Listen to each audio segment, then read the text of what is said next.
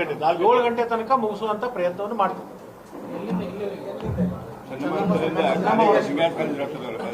ಆಮೇಲೆ ಏನಾದ್ರು ಸಮಾವೇಶ ಸಮಾರಂಭ ಯಾರು ಮತ್ತೆ ಒಂದು ಸಂದೇಶ ಬರ್ತಾರೆ. 26ನೇ ತಾರೀಕಿಗೆ ಹಿರಿಯರು ನಮಗೆಲ್ಲರಿಗೂ ಕೂಡ ಮಾರ್ಗದರ್ಶಕರಾಗಿರ್ತಕ್ಕಂಥ ಗಣ್ಯರಾದ ಪ್ರಭಾಕರಣ್ಣ ಬೋರೆ ಅವರು ತಮ್ಮನ್ನು ಉದ್ದೇಶಿಸಿ 2 ವಿಚಾರಗಳನ್ನು ಓಕೆ, ಧನ್ಯವಾದ.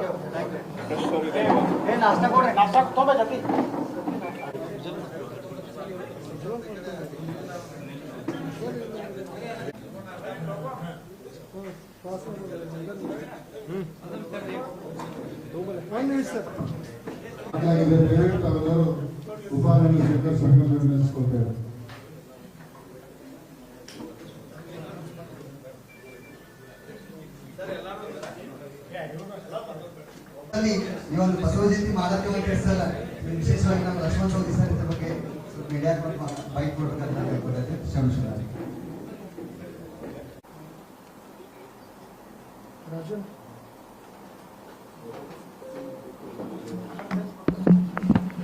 ಗುರು 26ನೇ ತಾರೀಕಿಗೆ ಬೆಳಗಾವಿಯಲ್ಲಿ ಇಡೀ ಬೆಳಗಾವಿ ಜಿಲ್ಲೆಯ ಶರಣರು ಅಂದರೆ ಬಸವಣ್ಣವರ ಅನುಯಾಯಿಗಳನ್ನು ಈ ಕಾರ್ಯಕ್ರಮದಲ್ಲಿ ವಹಿಸಲಿದ್ದಾರೆ. ಮೆರವಣಿಗೆ ದೊಡ್ಡ ಪ್ರಮಾಣದಲ್ಲಿ ಮೆರವಣಿಗೆ ಮಾಡಿ ಜನರಿಗೆ ಸಂದೇಶ ಬಸವಣ್ಣವರ ತತ್ವಗಳನ್ನು ಸಂದೇಶ ಮೂಲಕ ನಮ್ಮ ಈ ಮುಖ್ಯ ಕಾರಣ ಈ ಮೆರವಣಿಗೆ ಮಾಡಲಿಕ್ಕೆ. ಆ ಮೆರವಣಿಗೆಯಲ್ಲಿ ನಾವು ಡಾಲ್ಬಿ ಗಿಲ್ಬಿ ಏನೂ ಇಲ್ಲದ ಬಸವಣ್ಣವರ ತತ್ವಗಳನ್ನು ಪ್ರಸಾರ ಮಾಡುವುದು ಈ ಮೆರವಣಿಗೆ ಮಾಡುವ ವಿಚಾರ ಮಾಡಿದ್ದೀವಿ. ಅದಾದಮೇಲೆ ಪ್ರಸಾದವನ್ನು ಇಟ್ಕೊಂಡಿದ್ದೀವಿ. ಅದಕ್ಕೆಲ್ಲ ಬಹು ಜನರು ಇದರಲ್ಲಿ ಭಾಗವಹಿಸಬೇಕಾಗಿ ನನ್ನ ವಿನಂತಿ.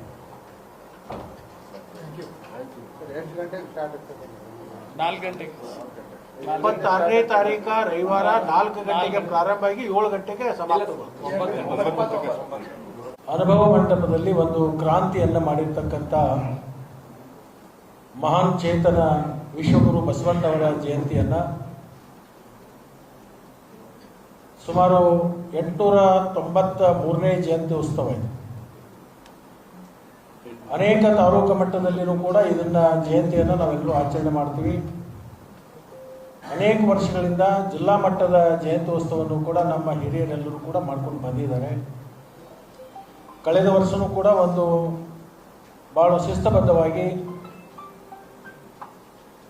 ಈ ಒಂದು ಜಯಂತಿ ಉತ್ಸವವನ್ನು ನಮ್ಮ ಎಲ್ಲ ಹಿರಿಯರು ಕೂತ್ಕೊಂಡು ಆಚರಣೆಯನ್ನು ಮಾಡಿದ್ವಿ. ಅದೇ ಪ್ರಕಾರ ಈ ವರ್ಷವೂ ಕೂಡ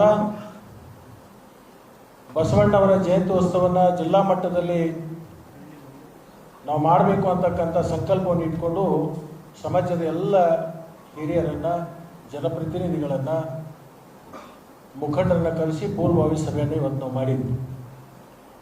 ಇದರ ಯಾವುದೇ ರಾಜಕೀಯ ಉದ್ದೇಶವನ್ನು ಇಟ್ಕೊಂಡು ಮಾಡಿರ್ತಕ್ಕಂಥದ್ದಲ್ಲ.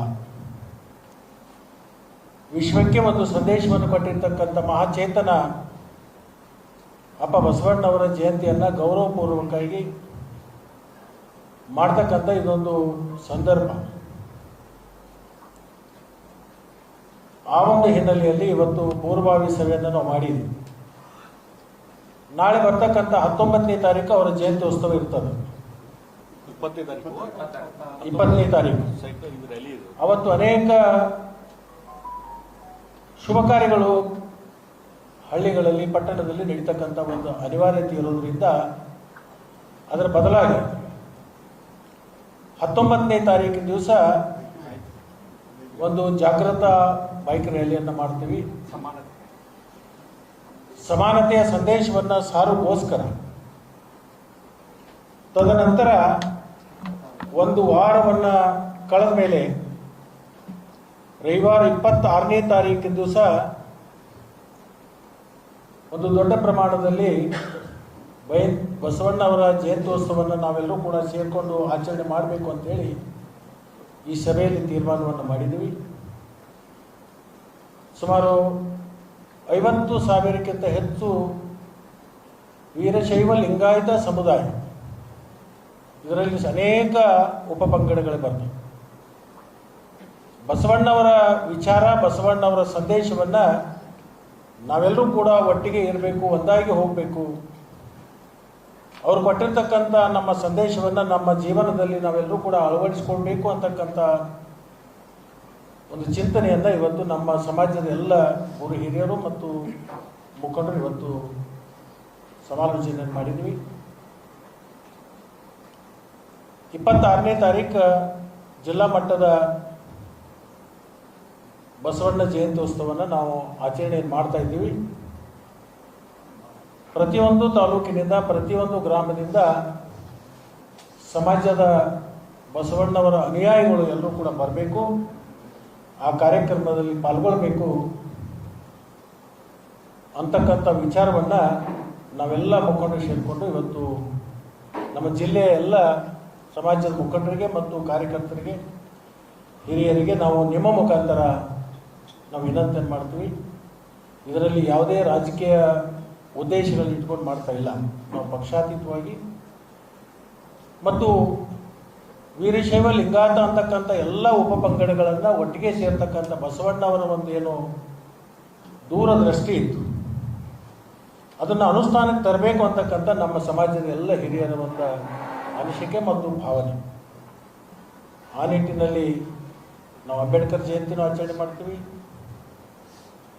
ಶಿವ ಜಯಂತಿನೂ ಆಚರಣೆ ಮಾಡ್ತೀವಿ, ಅನೇಕ ಮಹಾಪುರುಷರ ಎಲ್ಲ ಜಯಂತ್ಯೋತ್ಸವಗಳನ್ನು ಮಾಡ್ತೀವಿ. ಅದೇ ಥರನಾಗಿ ಇದನ್ನು ಕೂಡ ನಾವು ಬಸವಣ್ಣವರ ಜಯಂತ್ಯೋತ್ಸವವನ್ನು ಶ್ರದ್ಧೆಯಿಂದ ನಾವೆಲ್ಲರೂ ಕೂಡ ಮಾಡಬೇಕು ಅಂತಕ್ಕಂಥ ಮಾತನ್ನು ಈ ಸಂದರ್ಭದಲ್ಲಿ ಹೇಳಿ, ಕೇವಲ ವೀರಶೈವ ಲಿಂಗಾಯತ ಅನ್ನೋದಕ್ಕಿಂತಲೂ ಯಾರು ಬಸವಣ್ಣವರ ವಿಚಾರಧಾರೆಗಳನ್ನು ಒಪ್ತಾರೋ ಅವರೆಲ್ಲರೂ ಕೂಡ ಈ ಕಾರ್ಯಕ್ರಮದಲ್ಲಿ ಬಂದು ಭಾಗಿಯಾಗಬೇಕು ಅಂತಕ್ಕಂಥ ಒಂದು ವಿನಂತಿಯನ್ನು ನಾನು ನಿಮ್ಮ ಮುಖಾಂತರ ಈ ಜಿಲ್ಲೆಯ ಎಲ್ಲ ಜನರಿಗೆ ಅತ್ಯಂತ ಗೌರವಪೂರ್ವಕವಾಗಿ ಆಹ್ವಾನವನ್ನು ನಾನು ಕೊಡ್ತೀನಿ.